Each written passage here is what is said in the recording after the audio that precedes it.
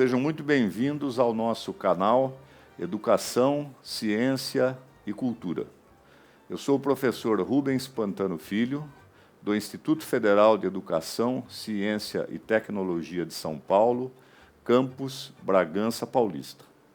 Hoje, nós vamos tratar de um tema importante na área da ciência, da física em particular, que é o chamado efeito fotoelétrico.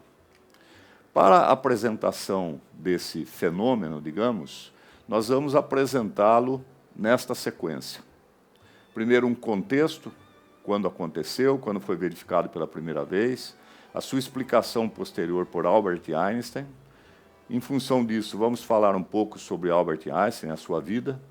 Vamos descrever o efeito fotoelétrico propriamente dito.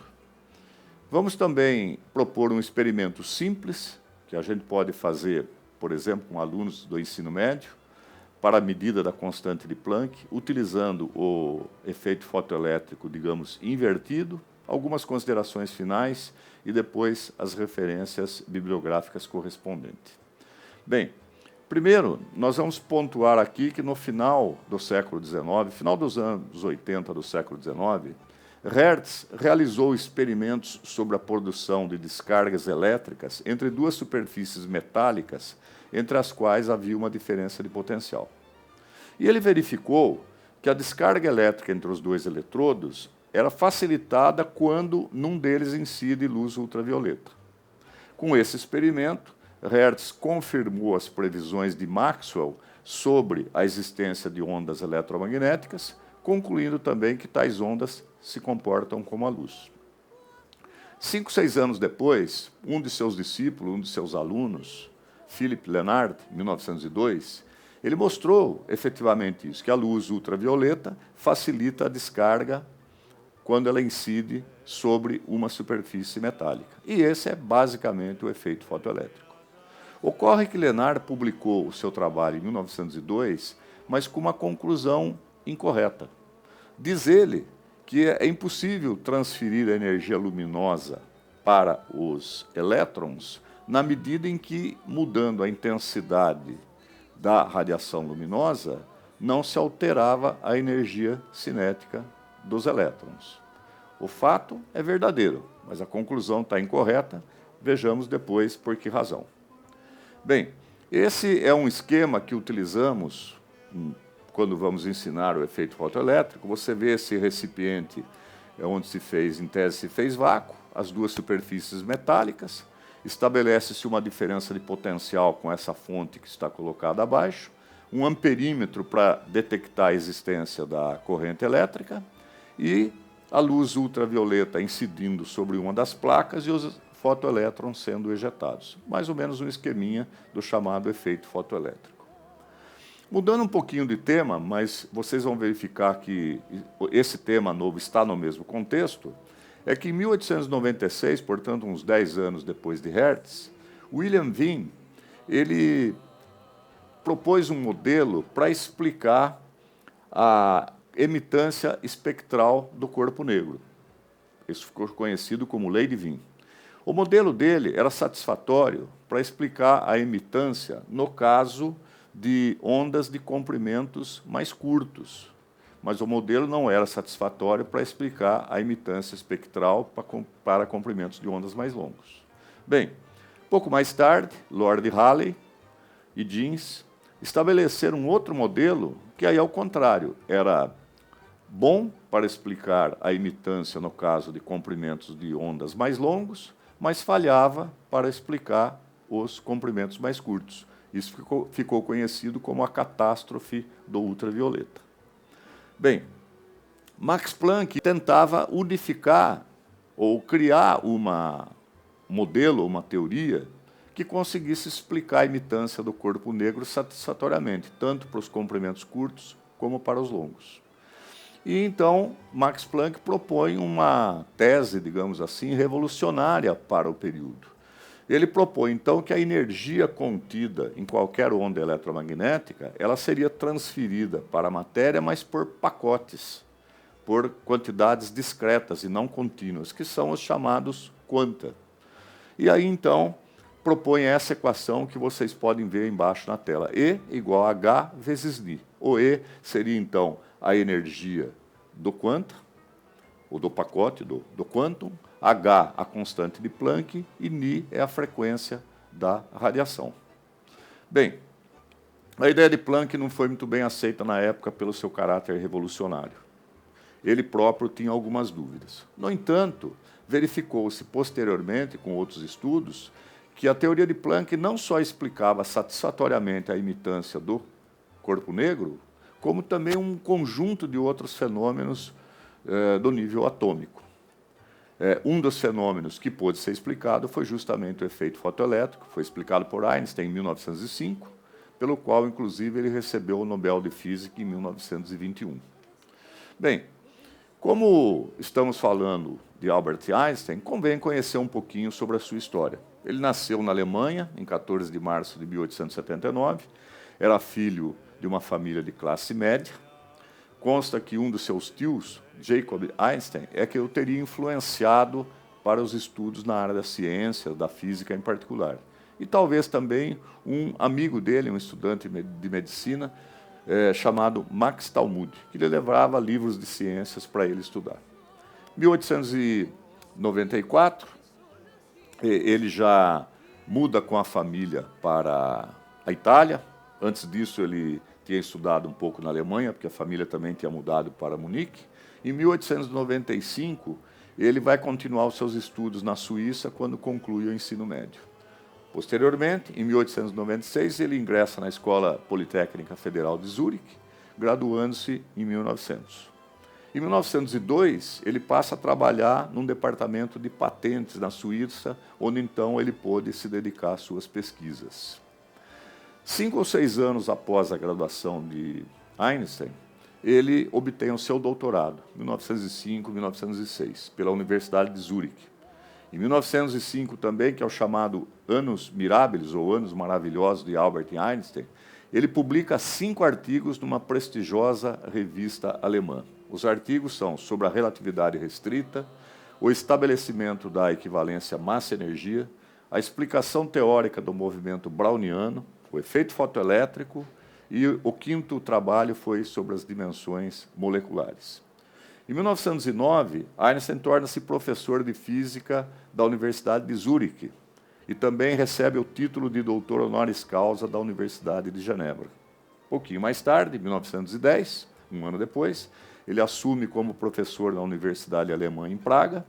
Em 1912, retorna a Zurique, agora como professor da Escola Politécnica Federal. E em 1913, ele torna-se professor da Universidade de Berlim, membro da Academia Prussiana de Ciências e do Instituto Kaiser Wilhelm.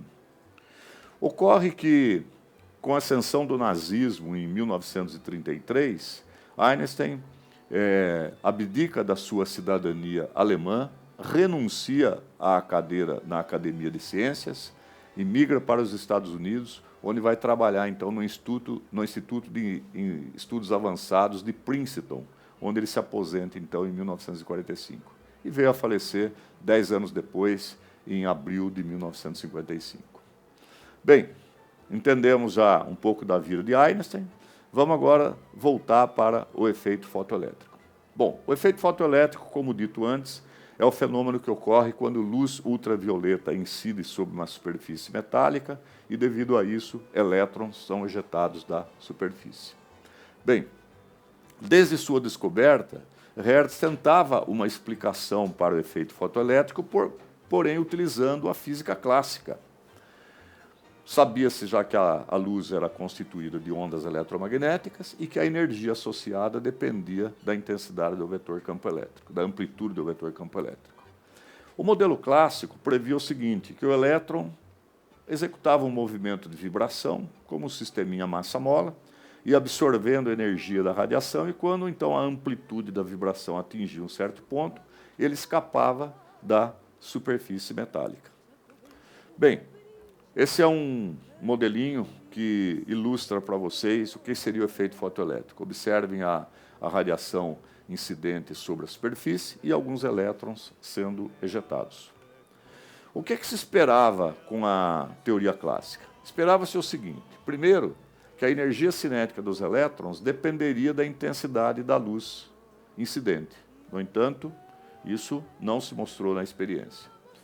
Segunda questão: esperava-se que o intervalo de tempo entre a incidência da luz e a emissão do elétron fosse da ordem de alguns minutos, que era o tempo para então o elétron que estava oscilando absorver a energia da radiação. Porém, houve mais uma discrepância, porque observou-se que a emissão era quase imediata, da ordem de 1 nanosegundo. Quarto, os elétrons ejetados da superfície seriam ejetados para qualquer frequência. No entanto, a experiência mostrou que era necessária uma frequência mínima. Existiam algumas frequências para a qual não havia emissão dos elétrons. Então, era essa mais uma inconsistência. Bem, outra questão, que não haveria dependência da energia dos fotoelétrons com a frequência da luz. E justamente ocorreu o contrário. Mais uma vez, havia uma contradição, pois observou-se que a energia cinética máxima dos fotoelétrons aumentava para as frequências mais altas. Tendo em vista essas, digamos, contradições, Einstein então propõe um modelo em 1905. Qual era a proposta dele? Ele propõe que a luz era constituída então de corpúsculo, de partículas, portanto, e não seria só uma onda, mas uma partícula, que era o chamado então o quantum, ou quanta, no plural, os quantas de luz. Mais tarde, em 1926, veja que 20 anos depois, um químico chamado Lewis é que cunha a denominação fóton para o quantum de luz. Bom, a ideia é que na interação da luz com a matéria, o fóton era completamente absorvido pelo elétron e aí então, dependendo da energia adquirida, ele escaparia do material. Nesse processo, quanto maior a frequência da luz incidente, mais energia o elétron absorve e, portanto, facilita a ejeção dele. O que acontece? Com esse modelo dele, as frequências mais baixas não teriam energia suficiente para provocar a ejeção do elétron. Einstein, então, observe que ele propõe um modelo que ele recupera uma proposta de Newton, de 1700. No entanto, na época de Newton, obviamente, a proposta da teoria corpuscular não foi aceita, né?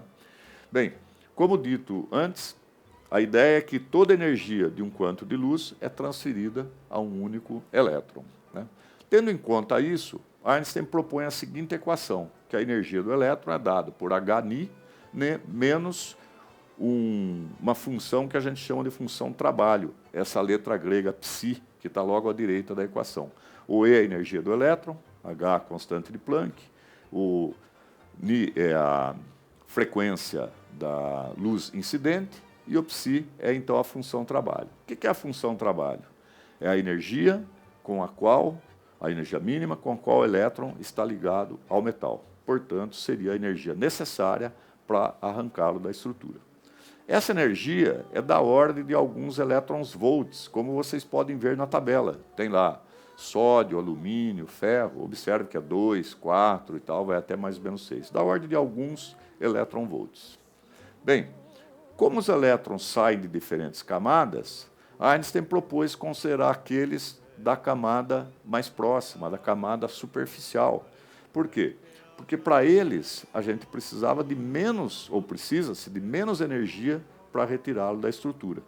E então, se precisa de menos energia, a função trabalho é menor, significa que o elétron vai sair com uma energia cinética maior. E então, aquela equação fica assim. A energia máxima é hν menos psi, que é a função trabalho. Note que é importante entender que essa equação colocada aí na tela nada mais é do que a lei de conservação de energia. Como vimos, por exemplo, na conservação da energia mecânica, com energia cinética, potencial gravitacional, elástica, ou na termodinâmica, a primeira lei da termodinâmica. Observe que na equação, repetindo, o hν é a energia do fóton, H a constante de Planck e o Ni a frequência da onda incidente. Observe então que a diferença hν menos a função trabalho é a energia adquirida pelo elétron ao ser expelido do material ou do metal.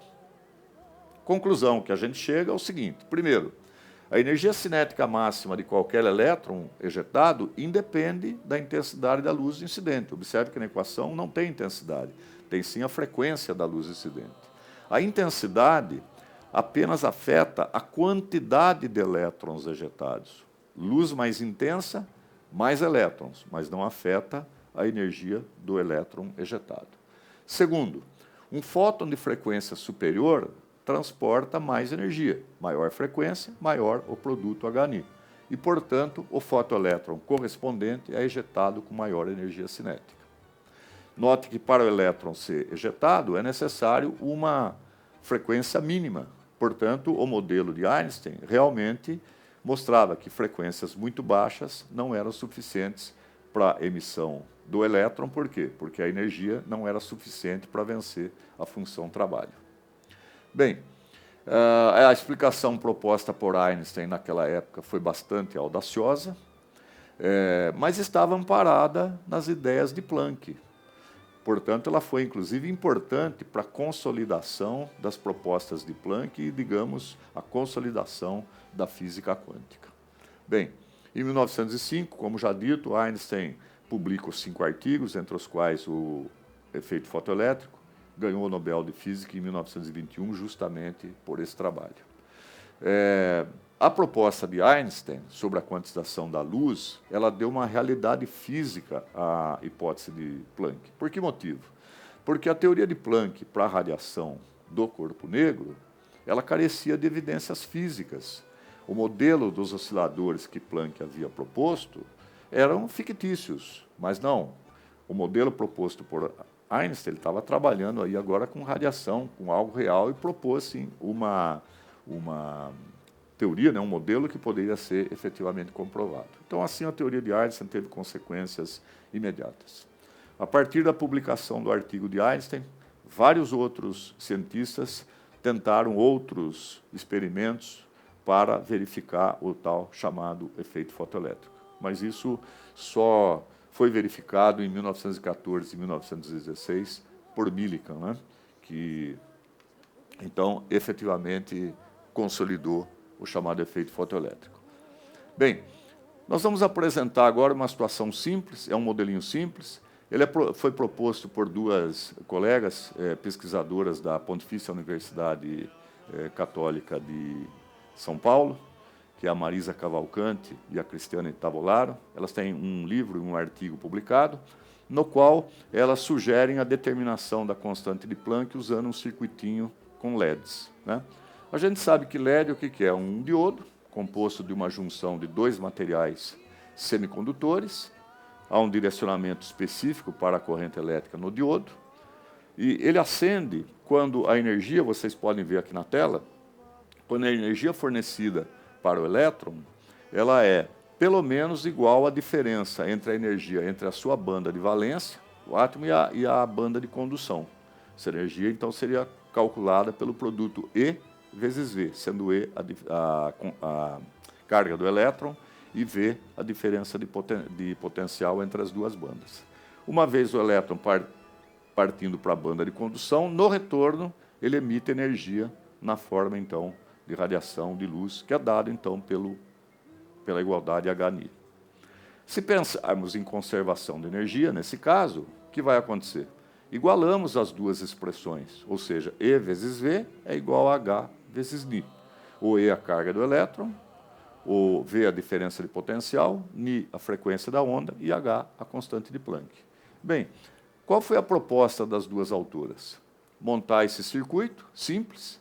Vocês observam aí uma fonte do lado esquerdo, uma chave para permitir ou não a passagem de corrente no circuito, um amperímetro para detectar a existência de corrente e 2 LEDs, um vermelho e um verde, e um voltímetro para medir a tensão no LED. Você fecha a chave K1, passa corrente no circuito, se você fechar também a chave de um dos LEDs. Faça a experiência primeiro para um, depois para outro. No caso particular, elas usaram LEDs cujo fabricante já indicava os comprimentos de onda e, consequentemente, as frequências. Está embaixo 4,5 vezes 10 a 14 Hz e 5,3 vezes 10 a 14 Hz.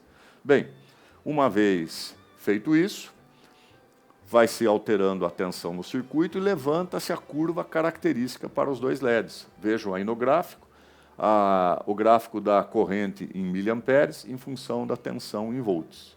E note, então, as duas curvas características, a mais inclinada para o LED verde e a mais deitada, digamos assim, para o LED vermelho. Por extrapolação, você busca onde essa reta cruza o eixo das tensões e ali você obtém a tensão limiar. O que seria a tensão limiar? A mínima tensão para a qual o LED emite luz. Vocês, fazendo a leitura, vão encontrar esses valores.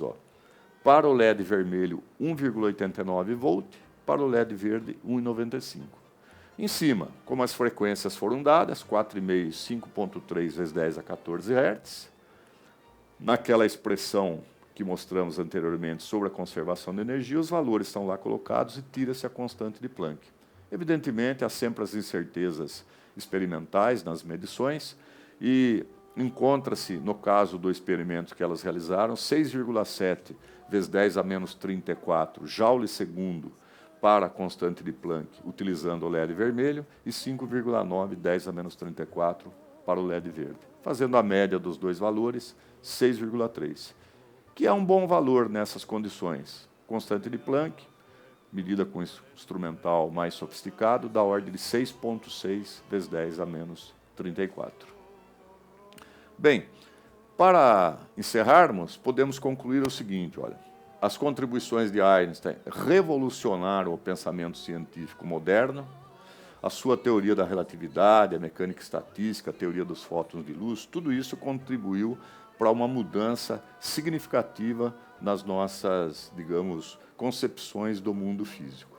Einstein é reconhecido como um dos grandes cientistas, digamos assim, da era moderna, né, do século XX.